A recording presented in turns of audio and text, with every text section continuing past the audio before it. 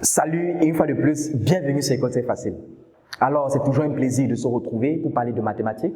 Toujours dans les nombres complexes, comme nous l'avons abordé, il y a tellement de choses à dire dans l'approche algébrique. Cette fois, sous une nouvelle écriture, bien sûr, après avoir parlé de l'écriture algébrique, l'écriture trigonométrique, cette fois, nous parlerons principalement de l'écriture exponentielle. Nous avons déjà présenté la notion dans les vidéos précédentes et à cette heure, nous parlons de quelques applications. Et même encore dans la vidéo toute précédente, nous avons vu une application qui est la détermination de la racine énième d'un nombre complexe. Racine quatrième, racine cinquième, racine vingtième. Alors là, principalement, on verra une toute nouvelle application, toujours des écritures complexes, des écritures exponentielles, le temps pour moi des complexes, qui est la linéarisation. Pas n'importe quelle linéarisation. La linéarisation des puissances, des grandes puissances de cosinus et de sinus. Par exemple, cosinus puissance 10 de x qu'il faut linéariser, qu'il faut casser. Sinus puissance 14 de 2 qu'il faut linéariser, qu'il faut casser. On verra bien sûr l'importance de la linéarisation, mais cette fois, on s'intéresse à la linéarisation proprement dite. Alors, retrouvons-nous après le générique pour entamer.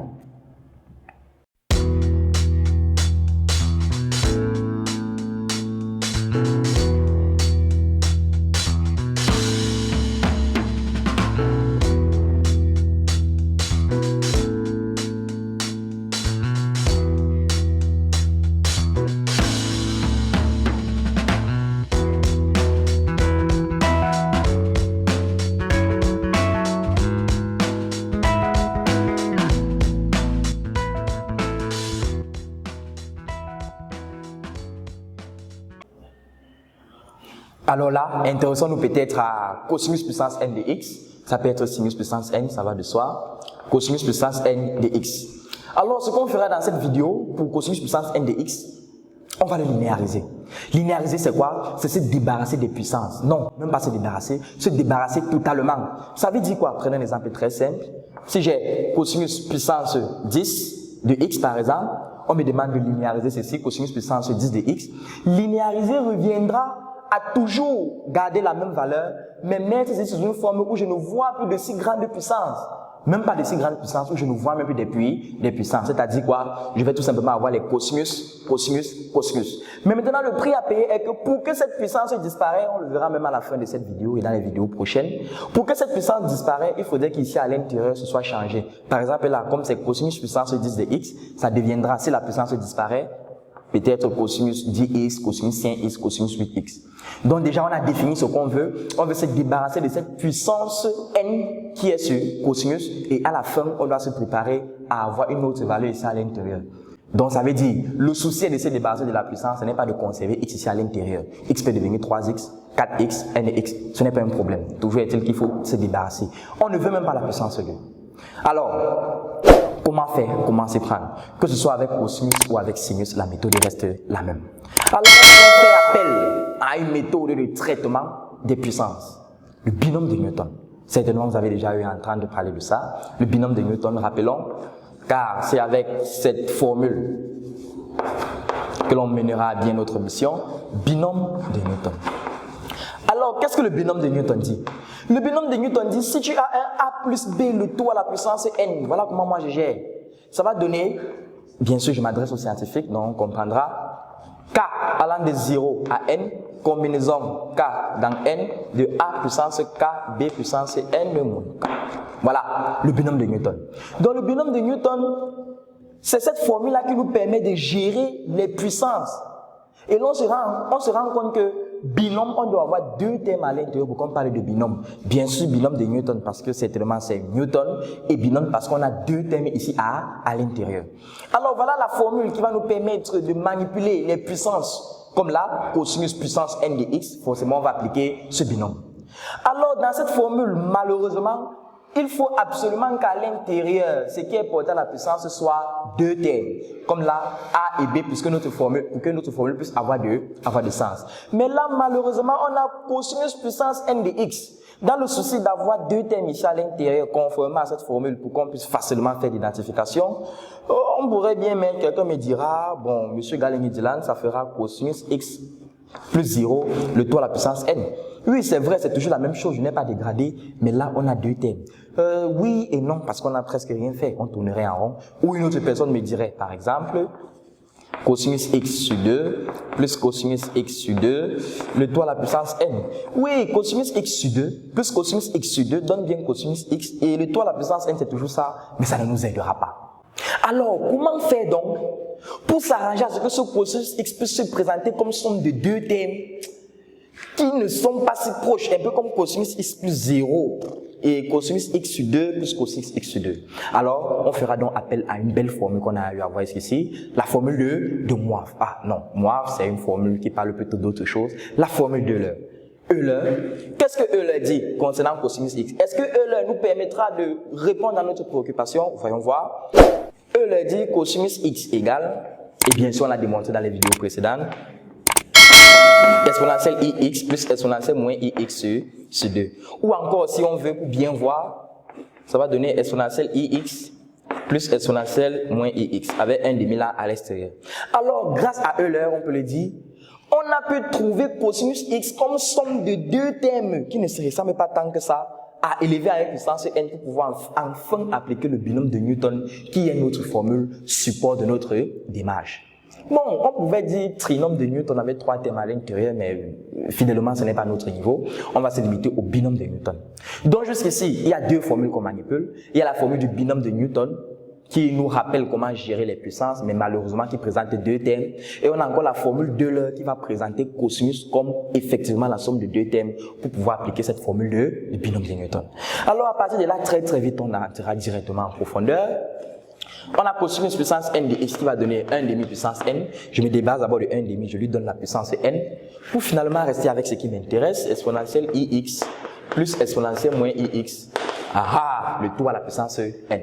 Alors, en mettant un peu 1 sur 2 puissance n un peu de côté pour le reprendre peut-être à la fin, je me rends compte que tout est réuni pour que je puisse appliquer ma formule du binôme de Newton. Avec a égale à exponentielle ix et b égale à exponentielle moins ix.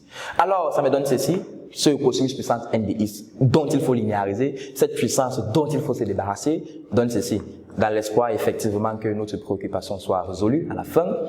1 sur 2 puissance n, on ouvre les crochets. Alors, on voit ce que cette formule donne. Allons-y progressivement en construisant la somme. Combinaison, on commence avec 0 dans n toujours. Le premier terme qui est exponentielle ix puissance 0 fois le deuxième terme exponentielle moins ix puissance n. Plus cette fois combinaison de 1 dans n exponentielle ix. 1, ce n'est plus 0 parce qu'on est devenu à 1. Et l'autre terme qui est exponentielle moins x, n moins 1.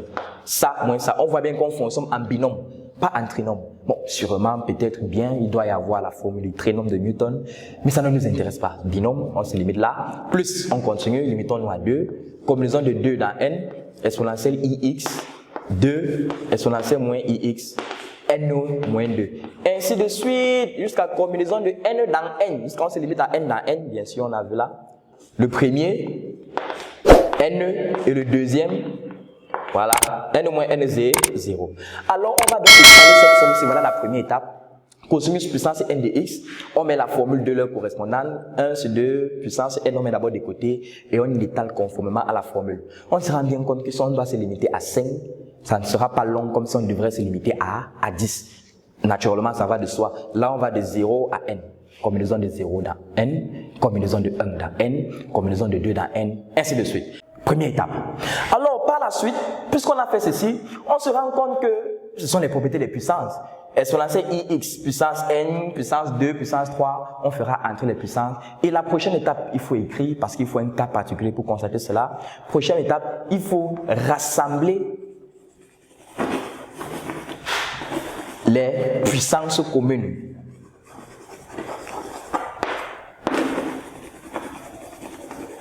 C'est-à-dire, après avoir étalé vraiment ceci, on va se rendre compte qu'il y avait un exponentiel 3x là-bas. Ensuite, il y a encore un exponentiel 3x là-bas. Première étape, les rassembler. Et ensuite, deuxième étape, associer chaque puissance à son conjugué. Disons comme ça, disons vraiment comme ça. Ici, le conjugué, c'est quoi? C'est-à-dire, si d'une part, j'ai peut-être exponentielle 3ix, n'importe dans ce développement, forcément, à une autre place, il doit avoir exponentielle moins 3ix. C'est ça que j'appelle son conjugué. Ça veut dire quoi? Première étape, je regarde s'il y a les exponentiels 3ix. Je rassemble d'abord les exponentiels 3ix. Ensuite, j'associe chaque puissance à son conjugué. Donc, si j'ai exponentiel 5ix, je cherche encore, dans ce développement que j'ai fait, que j'ai étalé, je cherche encore s'il y a exponentiel moins 5ix. Je les mélange au fur et à mesure, Toujours est-il, mes amis, je peux vous rassurer, il y aura chaque puissance et son conjugué toujours. La méthode n'a pas été faite au hasard.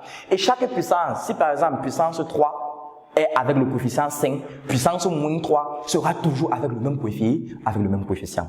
Donc, à partir de là, après le rassemblement des puissances, après l'association de chaque puissance avec les puissances conjuguées, qui se fera toujours, il ne devrait pas avoir de problème.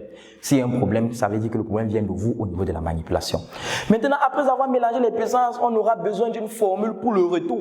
Parce que c'est vrai, certaines personnes se sont même bien indignées. Le but est de se débarrasser de la puissance, mais là, on se rend compte qu'on a encore des puissances là. C'est un peu comme si on ne faisait rien. Oh, voici maintenant l'étape cruciale. Voici même le cœur de la linéarisation. C'est-à-dire, on va appliquer cette belle formule. On va dire ceci.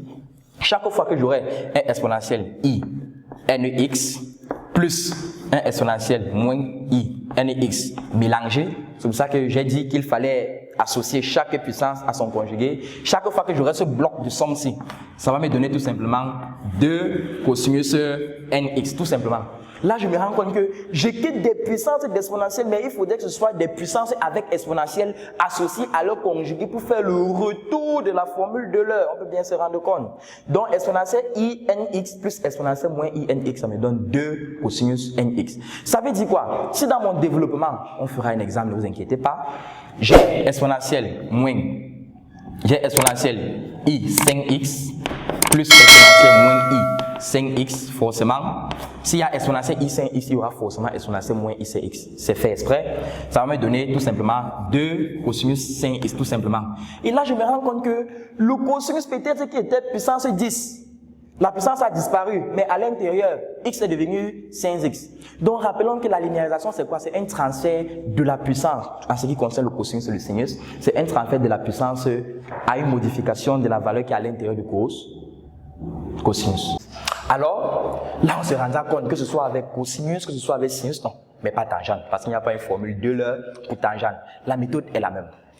Alors, on va se limiter là pour cette vidéo où il était question pour nous d'abord de présenter ce que c'est que la linéarisation de façon générale avec n, présenter les différentes étapes et savoir à quoi s'attendre.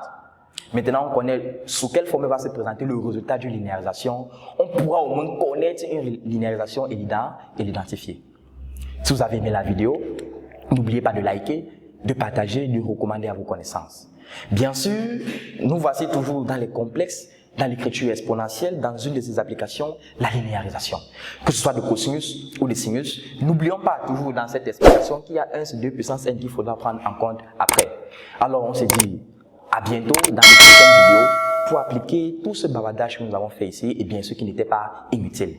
À très bientôt pour une nouvelle vidéo.